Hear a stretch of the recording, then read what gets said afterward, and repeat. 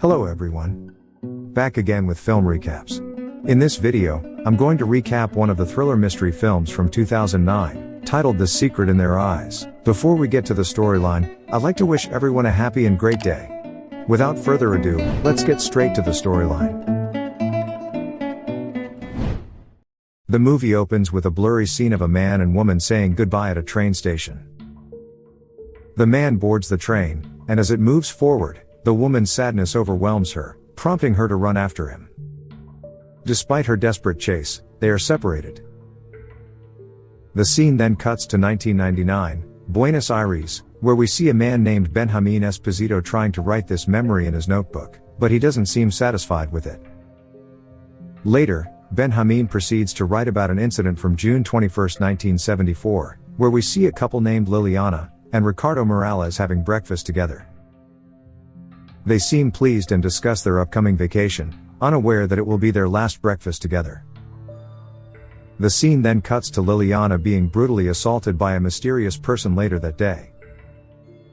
In the present, Benjamin is deeply disturbed by the memory, so he once again tears the page out and goes to sleep.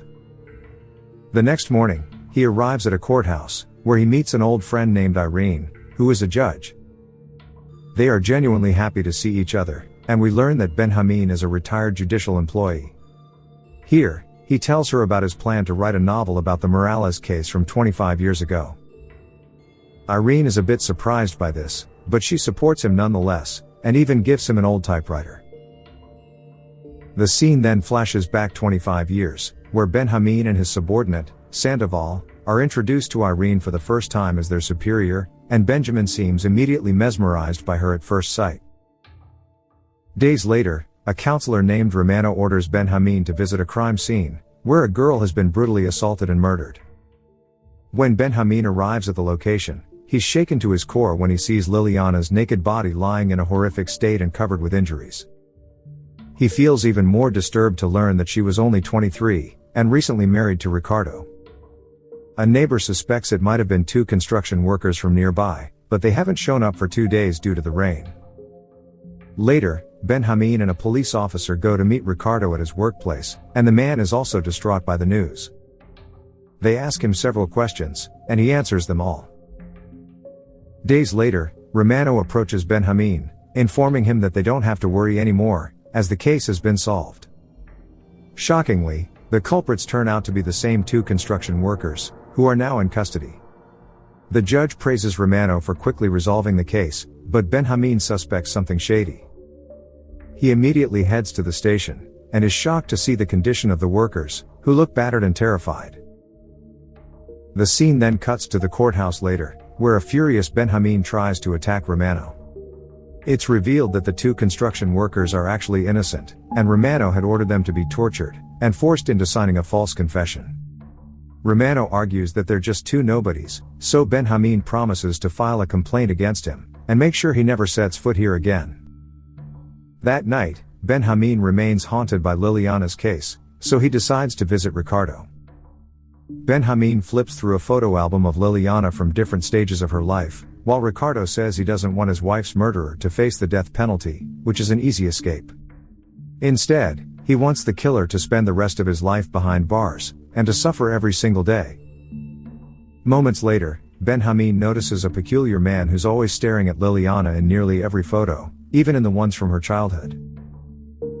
He asks Ricardo about him, and after checking the list of names beside the pictures, they learn that his name is Isidoro Gomez.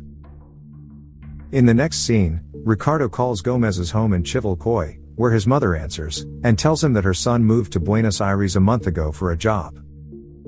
When Ricardo asks if she knows someone named Liliana, the woman reveals that Liliana and Gomez used to see each other before she moved to Buenos Aires.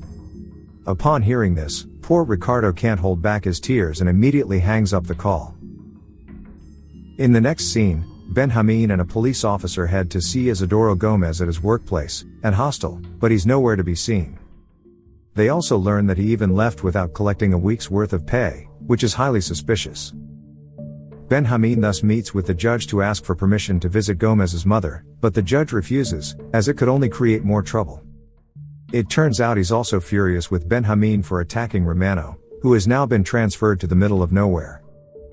Regardless, Benjamin refuses to give up, and travels to Chivilcoy with Sandoval to visit Gomez's mother's home. After the mother leaves, Benjamin sneaks inside alone, and begins snooping around the house. He soon discovers several letters sent by Gomez to his mother and starts reading them, just as Sandoval joins him. But before they can investigate further, the old woman suddenly returns, forcing the two to flee in panic. Upon returning to the office, Benjamin begins reading the letters thoroughly, but finds nothing useful. Later, he and Sandoval are summoned by the judge, who has discovered their break-in at the old lady's home. It turns out that, even though the woman didn't see them, a neighbor witnessed the intrusion, and reported their license plate number to the police.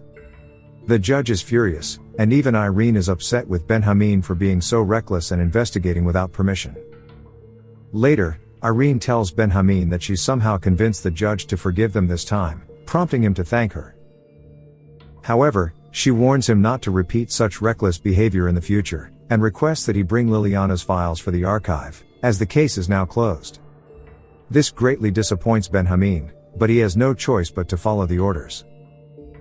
Returning to the present, we see Benjamin and Irene looking at photos from her engagement party, which took place just a week after the incident in Chivilcoy. They also find a group photo, where everyone looks at the camera, while Benjamin is seen staring at her with affection.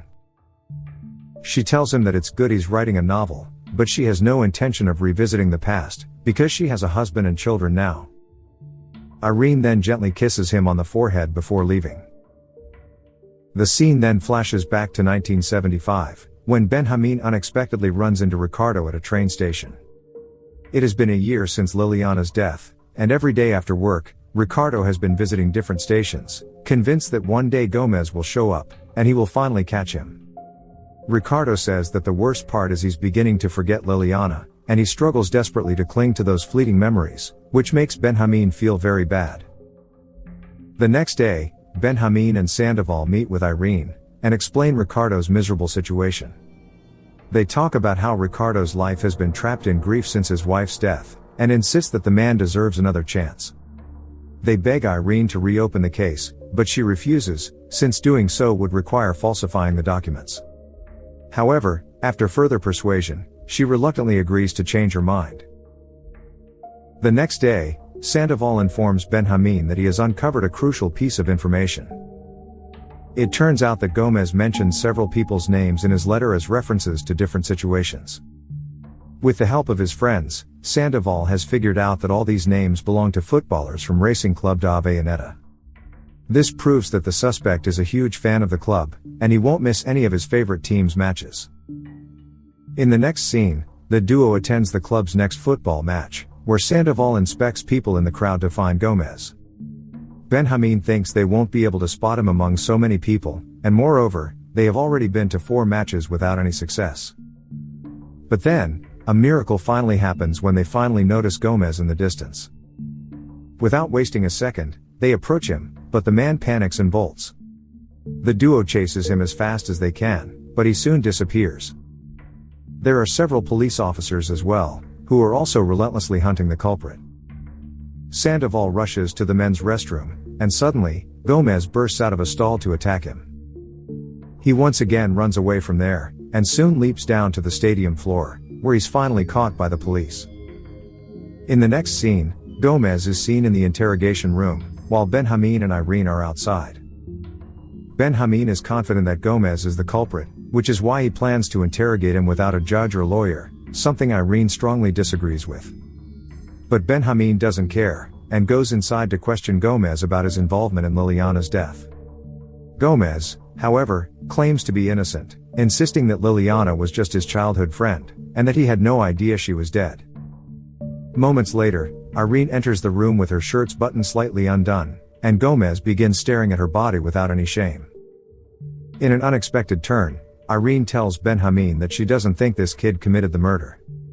She comments that Liliana was brutally beaten, so it must have been a huge and strong guy, not a weakling like Gomez. Furthermore, the door wasn't forced open, indicating that she knew the assailant, but Irene doubts that a beautiful woman like Liliana would even remember someone as ugly as Gomez.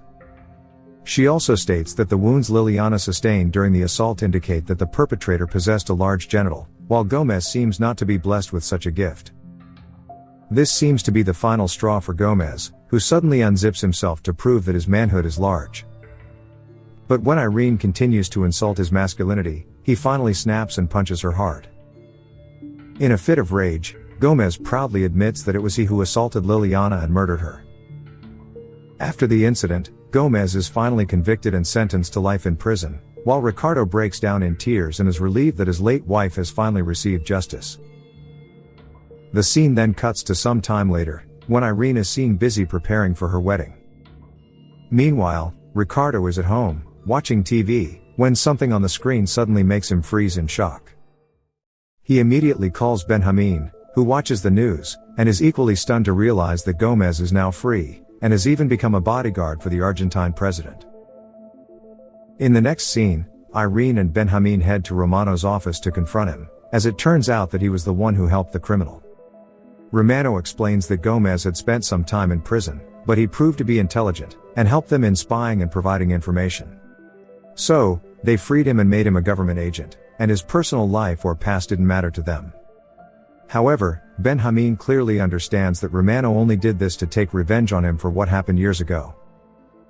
Realizing there's nothing they can do, the two finally leave Romano's office with heavy hearts. As if that wasn't enough, inside the elevator, Gomez suddenly appears with an arrogant smirk on his face, and even cocks his gun to make them feel threatened.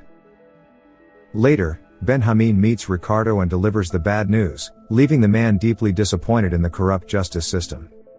Regardless, he still thanks Benjamin for everything he has done, admitting that he wouldn't have come this far without him. Afterward, Irene tells Benjamin she wants to know why he hasn't been talking to her like he used to. It seems she's hoping he'll confess his feelings, but he simply says he'll be happy as long as she's happy, and wishes her luck in her marriage. Regardless, she still wants one last moment of clarity, and they arrange to meet for coffee after work.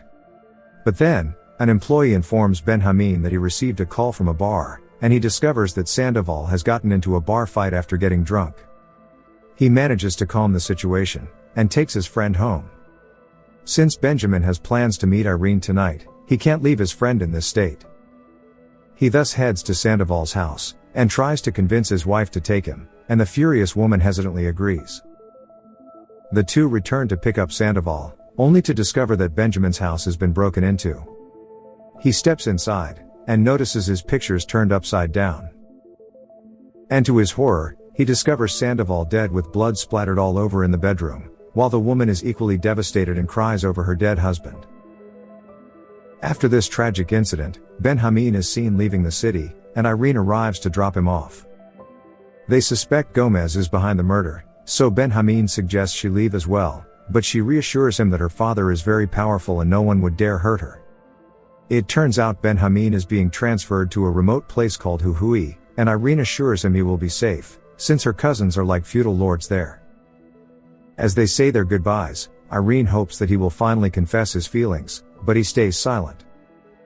The two almost kiss each other, but he eventually stops himself, and walks away. Here, we are brought back to the opening of the movie, when Benjamin boards the train, and Irene tearfully rushes after him. As the train picks up speed, she's left behind, heartbroken. The scene then returns to the present timeline, where Irene has just finished reading Benjamin's draft of the novel. She comments that the part where a woman chases the man she loves on the train feels almost unbelievable. Benjamin responds that's exactly what happened, so Irene asks why he didn't take her with him, which leaves the man speechless. The next day, the two search for Gomez's address, but cannot find any information on him.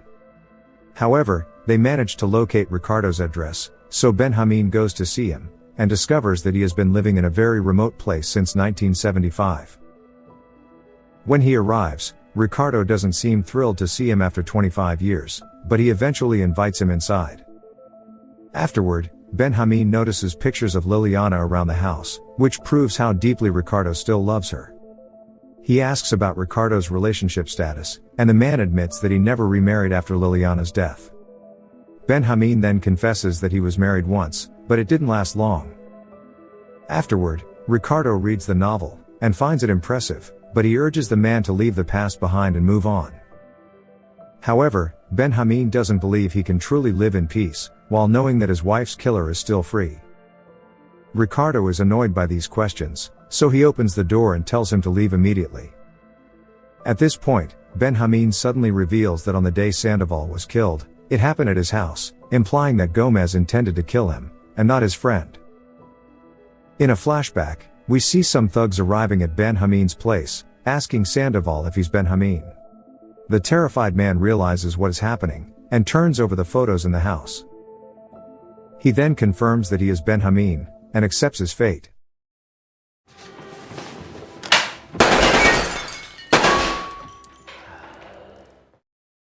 However, this turns out to be just Benjamin's theory, and he speculates that his friend may have been asleep when it happened, and the pictures must have been knocked over by accident. Benjamin is so consumed with guilt, and he vows that if Gomez is still alive, he will eventually find him. Upon hearing this, Ricardo feels bad, and urges him to stop chasing Gomez. He then reveals that he knew Gomez was untouchable after he was released, but he also knew it was only a matter of time before he came after Benjamin. So, Ricardo had been watching outside Benjamin's apartment, and when he finally spotted Gomez, he followed him. Ricardo then seized the opportunity to kidnap him, drove him to a secluded area, and kill him.